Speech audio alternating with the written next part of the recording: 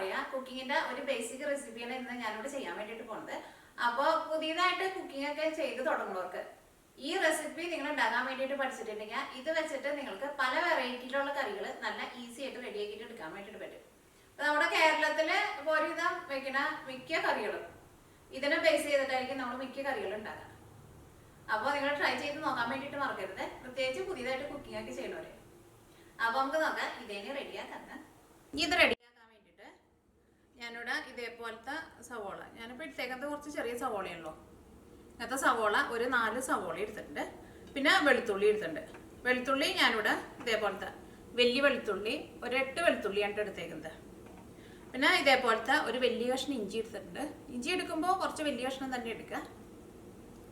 പിന്നെ പച്ചമുളക് ഒന്നല്ലെങ്കിൽ നമ്മുടെ എരിവിനനുസരിച്ചിട്ട് ചേർക്കാം. കാരണം പലർക്കും പല എരിവൊക്കെ ആയിരിക്കുമല്ലോ ഇഷ്ടം. അപ്പം ഞാനിവിടെ ഇതേപോലത്തെ ചെറിയ 4 പച്ചമുളകാണ് എടുത്തത്. പിന്നെ 2 വലിയ തക്കാളി എടുത്തിട്ടുണ്ട്. പിന്നെ കറിവേപ്പില വേണം. ഈ കറിയിലേക്ക് സാധാരണ നമ്മൾ ചേർക്കണ മസാലപ്പൊടികളെല്ലാവരും വേണം. മഞ്ഞൾപ്പൊടി വേണം, മല്ലിപ്പൊടി വേണം, മുളകിൻ്റെ പൊടി വേണം, ഗരം മസാല വേണം. അപ്പോൾ ഇത്രയ്ക്ക് സാധനങ്ങളാണ് ഇത് റെഡിയാക്കാൻ വേണ്ടിയിട്ട് വേണ്ടത്. ഇതിലേക്ക് ആവശ്യത്തിന് ഉപ്പും വേണം. പിന്നെ ഇത് റെഡിയാക്കിയിട്ട് എടുക്കാൻ വേണ്ടിയിട്ടുള്ള ഓയിലും വേണം. അപ്പോൾ ഇനി ഇത് വെച്ചിട്ടുള്ള മസാല റെഡിയാക്കിയിട്ട് എടുക്കുക. അപ്പോൾ അതിന് മുമ്പായിട്ട് നമുക്ക് ഈ തക്കാളി ഒന്ന് കട്ട് ചെയ്തിട്ട് എടുക്കണം. ഇഞ്ചിയും വെളുത്തുള്ളിയും ഞാനിവിടെ ചതച്ചിട്ടാണ് ചേർക്കുന്നത്. പിന്നെ പച്ചമുളക് ഒന്ന് കീറിയിട്ടിടുക.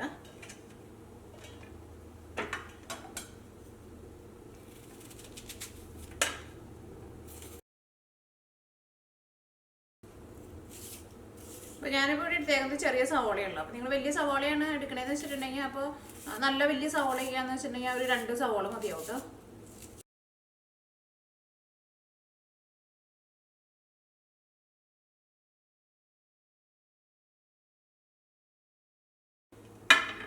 അപ്പോൾ ഇഞ്ചിയും വെളുത്തുള്ളിയും ചതച്ചെടുത്തിട്ടുണ്ട്. ഇഞ്ചി ചതച്ചിട്ട് ഇടുമ്പോൾ ഞാൻ എൻ്റെ മിക്ക വീഡിയോയിലും പറയാറുണ്ട്, ഇങ്ങനെ ഒരുമിച്ച് ഇങ്ങനെ ഇടരുത്. അതിങ്ങനെ അല്ലി പോലെ നമ്മൾ വിടർത്തിയിട്ട് ഇടണം. അല്ലെങ്കിൽ കറിയിലെല്ലാം കൂടിയിട്ട് ഇങ്ങനെ കട്ട പിടിച്ച പോലെ കിടക്കും. ഇനി ഇത് റെഡിയാക്കാൻ വേണ്ടിയിട്ട് ഒരു പാൻ വെച്ചിട്ട് ചൂടാക്കാം. അപ്പോൾ പാൻ നന്നായിട്ട് ചൂടായിട്ടുണ്ട്. ഇനി ഇതിലേക്ക് ഓയിൽ ചേർക്കാം. അത് പാനിലേക്ക് ഓയിൽ ചേർക്കുമ്പോൾ നിങ്ങൾക്ക് അറിയാലോ, പാനിൽ ഒട്ടും വെള്ളം പാടില്ല. വെള്ളം അങ്ങനെ ഉണ്ടെന്ന് വെച്ചിട്ടുണ്ടെങ്കിൽ നമ്മൾ ഓയിൽ ചേർത്ത വഴിക്ക് ഈ ഓയിൽ മുഴുവനും പുറത്തേക്കായിട്ട് പൊട്ടിത്തെറിക്കും. അത് നിങ്ങൾക്ക് എല്ലാവർക്കും അറിയാമെന്ന് എനിക്കറിയാം, പക്ഷെ അറിയാത്തവരുണ്ടാവും. ഇപ്പോൾ ഓയിൽ നന്നായിട്ട് ചൂടായിട്ടുണ്ട്. ഇനി ഇതിലേക്ക് സവോളയും ഇഞ്ചിയും വെളുത്തുള്ളിയും പച്ചമുളകും കറിവേപ്പിലയും ചേർക്കാം.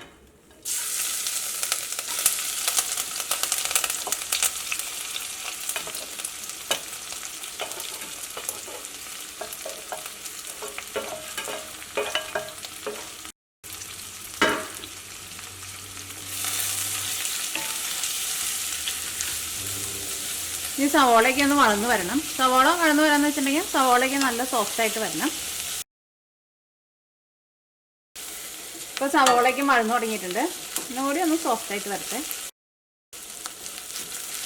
ഇപ്പോൾ സവോളയ്ക്ക് നന്നായിട്ട് വളർന്നിട്ടുണ്ട്. സവോളയ്ക്ക് നല്ല സോഫ്റ്റായിട്ട് വന്നിട്ടില്ലേ. ഇനി ഇതിലേക്ക് മസാലപ്പൊടികൾ ചേർക്കാം. അപ്പോൾ തീ പതുക്കെ ഒന്ന് കുറച്ച് വയ്ക്കാം. ഇനി ഇതിലേക്ക് 1/2 ടേബിൾ സ്പൂൺ മഞ്ഞൾപ്പൊടി ചേർക്കാം.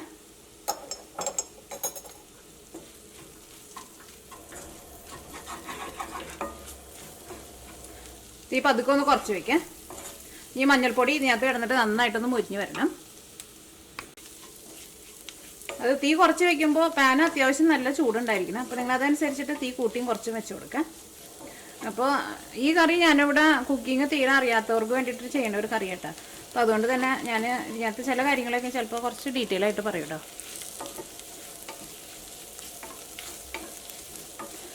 ഈ മഞ്ഞൾപ്പൊടിയുടെ ആ പച്ച ടേസ്റ്റ് ഒന്ന് മാറണം.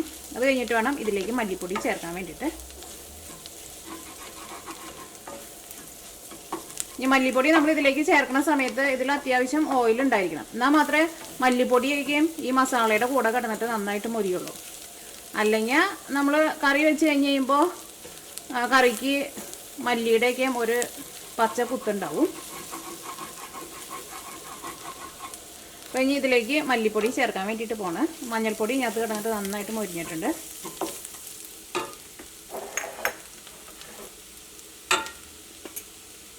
മല്ലിപ്പൊടി ഞാൻ ഇതിലേക്ക് ഇതേപോലെ ഇങ്ങനെ ടേബിൾ സ്പൂണിൽ ഇങ്ങനെ നിറച്ചെടുത്തിട്ടുണ്ട്. ഇത് 1 ടേബിൾ സ്പൂണാണ് ചേർക്കുന്നത്. അപ്പോൾ നിങ്ങൾ മെഷറിംഗ് സ്പൂണിലാണ് ചേർക്കണമെന്ന് വെച്ചിട്ടുണ്ടെങ്കിൽ ഒരു 1.25 ടേബിൾ സ്പൂൺ ചേർത്തോ. കാരണം ഇപ്പോൾ ഈ സ്പൂണിൽ നമ്മൾ വടിച്ചിട്ടല്ലല്ലോ അങ്ങനെ മസാലപ്പൊടി എടുത്തത്, കുറച്ച് നന്നായിട്ട് പൊന്തി നിൽക്കുന്നുണ്ടായിരുന്നല്ലോ. ഈ മസാലപ്പൊടിയും ഞാൻ അത് കിടന്നിട്ട് നന്നായിട്ട് മൊരിയണം. അപ്പോൾ ഇതിനകത്ത് കുറച്ച് ഓയിൽ കുറവുണ്ടെന്ന് വെച്ചിട്ടുണ്ടെങ്കിൽ പാത്രത്തിൻ്റെ അടിയിലേക്ക് പിടിക്കും. ഞാനിതിലേക്ക് കുറച്ച് വെളിച്ചെണ്ണയും കൂടി ചേർക്കുന്നുണ്ട്.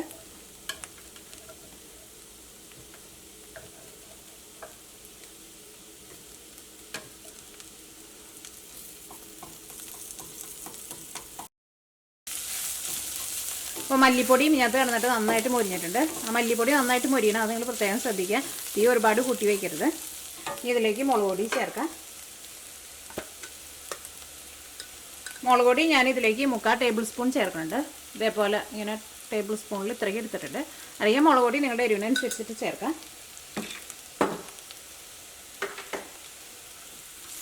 ഈ മുളക് പൊടി ഇതിനകത്ത് കിടന്നിട്ട് നന്നായിട്ട് മൊരിയണം. മുളക് പൊടി ചേർത്ത് കഴിഞ്ഞിട്ടുണ്ടെങ്കിൽ തീ ഒരു നന്നായിട്ട് തന്നെ കുറച്ച് വയ്ക്കുക. കാരണം മുളക് പൊടി പെട്ടെന്ന് കരിഞ്ഞു പോകും. അപ്പോൾ അതുകൊണ്ടാണ് നമ്മൾ മസാലപ്പൊടികളൊക്കെ ചേർക്കുമ്പോൾ ഏറ്റവും ലാസ്റ്റ് മുളക് പൊടി ചേർക്കുന്നത്. അപ്പോൾ മുളക് പൊടിയും ഇതിനകത്ത് കിടന്നിട്ട് നന്നായിട്ട് മൊരിഞ്ഞിട്ടുണ്ട്. ഇതിലേക്ക് തക്കാളി ചേർക്കാം.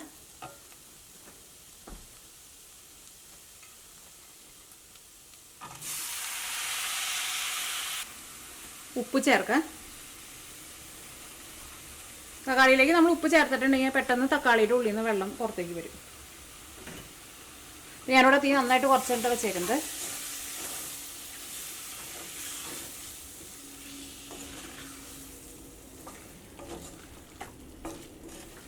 ഇതിലേക്ക് നിങ്ങൾക്ക് മല്ലിയില വേണമെന്ന് വെച്ചിട്ടുണ്ടെങ്കിൽ മല്ലിയില ചേർക്കാം. ഇനി മൂടി വെച്ചിട്ട് തക്കാളി നന്നായിട്ട് വേവിച്ച് ഉടച്ചെടുക്കണം. അത് കഴിഞ്ഞിട്ട് ലാസ്റ്റ് നമുക്ക് ഇതിലേക്ക് ഗരം മസാല ചേർക്കാം. ഇപ്പം ഞാൻ തീ നന്നായിട്ട് കുറച്ചാണ് വെച്ചിട്ടുണ്ടായിരുന്നത്.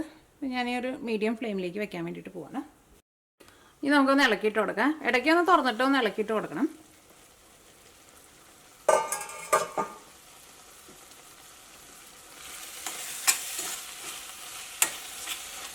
അങ്ങനെ ഇളക്കിയിട്ട് കൊടുക്കുന്ന സമയത്ത് ഈ തക്കാളി ഇങ്ങനെ ഒരു സ്പൂൺ വെച്ചിട്ട് ഒന്ന് ഉടച്ചു കൊടുക്കാം. അപ്പോൾ തക്കാളി പെട്ടെന്ന് അങ്ങോട്ട് ഇതിൻ്റെ കൂടെ അങ്ങോട്ട് ചേർന്ന് കിട്ടും.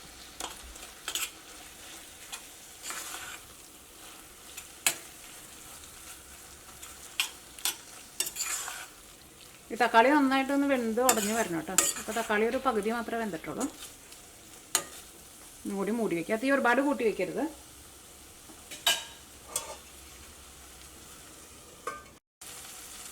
ഇനി ഇതിലേക്ക് ഗരം മസാല ചേർക്കാം. ഗരം മസാല ചേർക്കണതിന് അങ്ങനെ ഒരു കറക്റ്റായിട്ടൊരു അളവ് ആർക്കും പറയാൻ വേണ്ടിയിട്ട് പറ്റില്ല. കാരണം നമ്മൾ എടുക്കണ ഗരം മസാല പല ടേസ്റ്റ് ആയിരിക്കും പലരും എടുക്കുന്നത്. അപ്പോൾ ഫസ്റ്റ് ഇതേപോലെ കുറച്ച് ഗരം മസാല ഒന്ന് ചേർത്ത് കൊടുക്കുക. അത് കഴിഞ്ഞിട്ട് എല്ലാം കൂടിയിട്ട് മിക്സ് ചെയ്ത് കഴിഞ്ഞിട്ട് നിങ്ങൾ ടേസ്റ്റ് നോക്കുക. അത് കഴിഞ്ഞിട്ട് വേണമെന്നുണ്ടെങ്കിൽ അതനുസരിച്ചിട്ട് ചേർത്ത് കൊടുക്കുക. ഇനിയിപ്പോൾ കറിയുടെ ഏറ്റവും ലാസ്റ്റാണ് നമ്മൾ ടേസ്റ്റ് ചെയ്ത് നോക്കിയിട്ട് ഗരം മസാല കുറച്ചും കൂടി വേണമെന്ന് തോന്നണുണ്ടെന്ന് വെച്ചിട്ടുണ്ടെങ്കിൽ ലാസ്റ്റും ചേർക്കാം, ഒരു കുഴപ്പമില്ല. ഇനി കറിയുടെ ടേസ്റ്റ് നോക്കട്ടെ.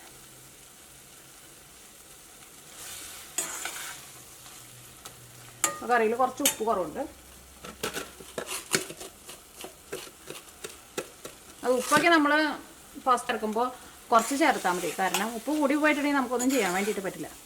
ഉപ്പ് കുറഞ്ഞു പോയിട്ടുണ്ടെങ്കിൽ പിന്നെ നമുക്ക് രണ്ടാമത് ഇട്ട് കൊടുക്കാമല്ലോ.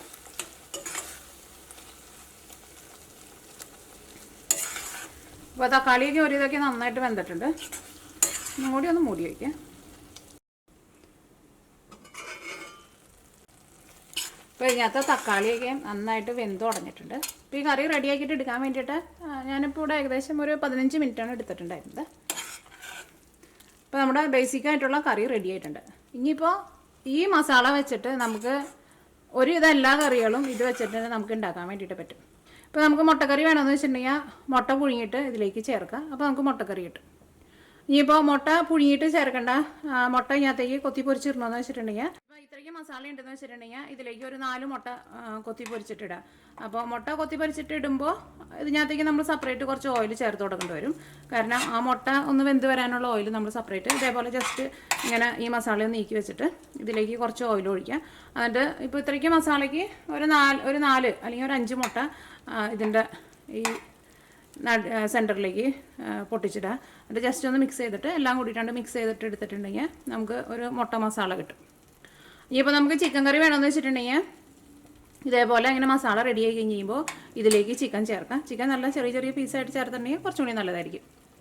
അപ്പോൾ ചിക്കൻ ചേർക്കണമെന്ന് വെച്ചിട്ടുണ്ടെങ്കിൽ അപ്പോൾ നമ്മൾ ചിലപ്പോൾ അതനുസരിച്ചിട്ട് ഗരം മസാല കറിയുടെ ഏറ്റവും ലാസ്റ്റ് ടേസ്റ്റ് ചെയ്ത് നോക്കിയിട്ട് അതനുസരിച്ചിട്ട് ഗരം മസാല നമ്മുടെ ടേസ്റ്റിനനുസരിച്ചിട്ട് ചിലപ്പോൾ ചേർത്ത് കൊടുക്കേണ്ടി വരും. അത് നമ്മുടെ ടേസ്റ്റിനനുസരിച്ചിട്ട് ഗരം മസാല വേണമെന്ന് വെച്ചിട്ടുണ്ടെങ്കിൽ ഗരം മസാല ചേർക്കാം. പിന്നെ മല്ലിയില വേണമെന്ന് വെച്ചിട്ടുണ്ടെങ്കിൽ മല്ലിയിലേക്ക് ചേർക്കാം. പിന്നെ ചിക്കൻ കറിയൊക്കെ ഉണ്ടാക്കുമ്പോൾ ഇതേപോലെ ഇങ്ങനെ നമുക്ക് കസൂരി മേത്തി എന്ന് വെച്ചിട്ടുണ്ടെങ്കിൽ ഉലുവയുടെ ഇല ഉണക്കിയെടുത്തത്.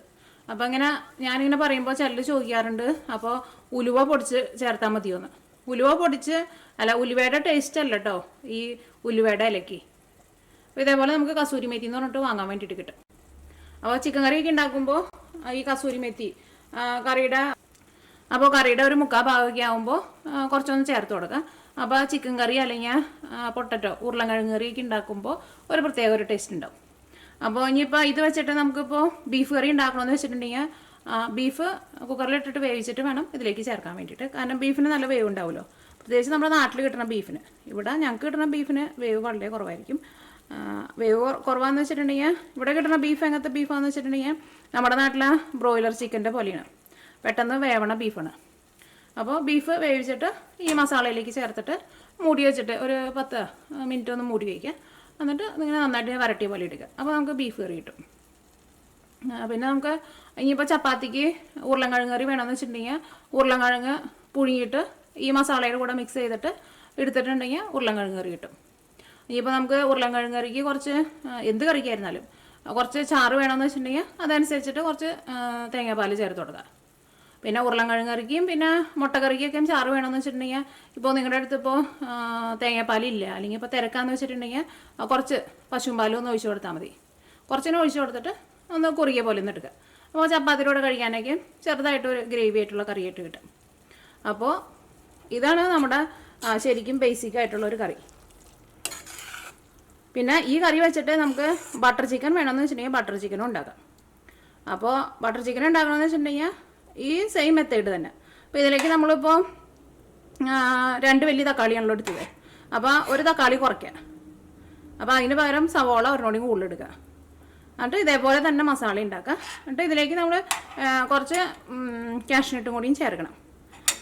മസാല ഒരു മുക്കാൽ ഭാഗം റെഡി ആയി കഴിയുമ്പോൾ അതിലേക്ക് കുറച്ച് കാഷ്നട്ട് ചേർക്കുക. അത് കഴിഞ്ഞിട്ട് ഇതേപോലെ ഇങ്ങനെ മസാല റെഡി ആയി കഴിയുമ്പോൾ മിക്സിയിലിട്ടിട്ട് നല്ല പേസ്റ്റ് പോലെ അരച്ചിട്ടെടുക്കുക. കാഷ്നട്ട് എന്തായിരുന്നാലും ചേർക്കണം ബട്ടർ ചിക്കൻ ഉണ്ടാക്കുമ്പോൾ. അത് കഴിഞ്ഞിട്ട് അരച്ചെടുത്തേക്കണ പേസ്റ്റും പിന്നെ നമ്മുടെ ചിക്കനും കൂടിയിട്ട് മിക്സ് ചെയ്തിട്ട് വേവിച്ചിട്ടെടുക്കുക. എന്നിട്ട് ചിക്കൻ വെന്ത് കഴിഞ്ഞ് കഴിയുമ്പോൾ കാഷ്നട്ട് എന്തായിരുന്നാലും ചേർക്കണം കേട്ടോ. കാഷ്നട്ടിൻ്റെ ഒരു ടേസ്റ്റാണ് ശരിക്കും ബട്ടർ ചിക്കനൊക്കെ കൊടുക്കുക. അപ്പോൾ അതിൻ്റെ ഗ്രേവി കുറച്ചും കൂടി നല്ല സ്മൂത്തായിട്ട് വരും. അത് കഴിഞ്ഞിട്ട് ഏറ്റവും ലാസ്റ്റ് സാധാരണ ബട്ടർ ചിക്കനിലേക്ക് ക്രീമാണ് ചേർക്കുക. ഇപ്പോൾ നമ്മുടെ അടുത്ത് ക്രീം ഇല്ലയെന്ന് വെച്ചിട്ടുണ്ടെങ്കിൽ ക്രീം ഉണ്ടെങ്കിൽ ക്രീം തന്നെ ചേർക്കാൻ വേണ്ടിയിട്ട് നോക്കാം. പക്ഷേ തേങ്ങാപ്പാൽ ചേർത്തിട്ടുണ്ടെങ്കിൽ നമ്മുടെ ഒരു നാടൻ കറിയുടെ ടേസ്റ്റ് വരും. അപ്പോൾ ഇനിയിപ്പോൾ ക്രീമില്ലാന്ന് വെച്ചിട്ടുണ്ടെങ്കിൽ കുറച്ച് പശുമ്പാലൊന്ന് ചേർത്ത് കൊടുക്കുക. അത് കഴിഞ്ഞിട്ട് ഇതേപോലെ കസൂരി മേത്തി കാണിച്ചിട്ടുണ്ടായിരുന്നില്ലേ, ഈ കസൂരി മേത്തിയും കുറച്ച് ചേർക്കാം. അപ്പോൾ നമുക്ക് ബട്ടർ ചിക്കൻ റെഡിയായി. പിന്നെ ബട്ടർ ചിക്കൻ ചേർക്കുമ്പോൾ വേണമെന്നുണ്ടെങ്കിൽ കുറച്ച് കുരുമുളകിൻ്റെ പൊടിയൊക്കെ ചേർക്കാം. അത് നമുക്കിപ്പോൾ ചിക്കൻ കറിയൊക്കെ ആയിരുന്നാലും കുരുമുളകിൻ്റെ പൊടി നമുക്കത് അനുസരിച്ചിട്ട് അഡ്ജസ്റ്റ് ചെയ്തിട്ട് നമുക്ക് ചേർത്ത് കൊടുക്കാം. അതിപ്പോൾ നമ്മുടെ ടേസ്റ്റിനനുസരിച്ചിട്ട്. ഇപ്പോൾ നമുക്ക് എല്ലാ കറിയിലേക്കും നമുക്ക് കുരുമുളക് പൊടിയൊന്നും ആവശ്യം ഉണ്ടാവില്ലല്ലോ. പിന്നെ കുരുമുളക് പൊടിയൊക്കെ ആയിരുന്നാലും കറിയുടെ ഇപ്പോൾ ഒരു മുക്കാൽ ഭാഗമൊക്കെ ആകുമ്പോൾ ചേർത്താലും കുഴപ്പമില്ല. അപ്പോൾ അത് ഓരോ കറികളുടെ അനുസരിച്ചിട്ട് ചേർത്ത് കൊടുക്കുക.